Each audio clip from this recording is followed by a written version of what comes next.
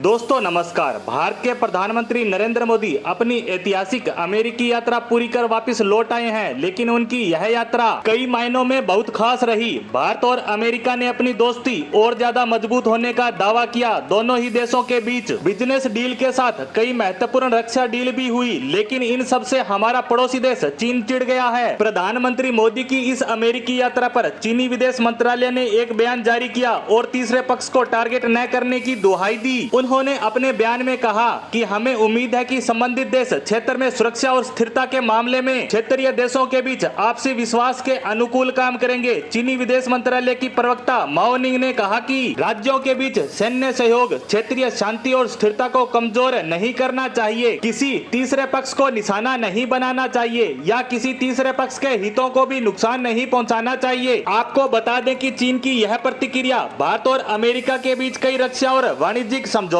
पर हस्ताक्षर किए जाने के कुछ दिन बाद आई। विदेश मंत्रालय की प्रवक्ता ने कहा कि यह चीन की लंबे समय से स्थिति रही है कि वह राज्यों के बीच सैन्य सहयोग क्षेत्रीय शांति और स्थिरता को कमजोर नहीं करना चाहिए, किसी तीसरे पक्ष को टारगेट नहीं करना चाहिए या किसी तीसरे पक्ष के हितों को भी नुकसान नहीं पहुंचना चाहिए। रूस की एक सरकारी न्यूज एजेंसी के सवाल का जवाब देते हुए माओ निंग ने ये बयान दिया। उनसे पीएम मोदी की वाशिंगटन की स्टेट विजिट के दौरान हुए कई रक्षा और वाणिज्यिक समझौतों के बारे में चीन की प्रतिक्रिया मांगी गई थी। आपको बता दें कि जनरल इलेक्ट्रिक एरोस्पेस ने घोषणा करते हुए कहा है कि उसने भारतीय वायुसेना के हल्के लड़ाकू विमान मार्क 2 तेजस के लिए संयुक्त रूप से जेट इंजन बनाने के लिए HAL यानी हिंदुस्तान एरोनॉटिक्स लिमिटेड के साथ एक समझौते पर हस्ताक्षर किए हैं। इसके साथ ही भारत ने जनरल एटॉमिक से सशस्त्र MQ-9B ड्रोन खरीदने का भी ऐलान किया है। ये ड्रोन भारत की खुफिया निगरानी क्षमताओं को बढ़ाएगा। बीते कुछ सालों में देखें तो चीन अमेरिका के लिए एक बड़ी चुनौती बनता जा रहा है। जिस तेजी के साथ चीन आगे बढ़ रहा है उसे देखकर माना जा सकता है कि वो भविष्य में अमेरिका को टक्कर दे सकता है। बात चाहे मजबूत इकोनॉमी की हो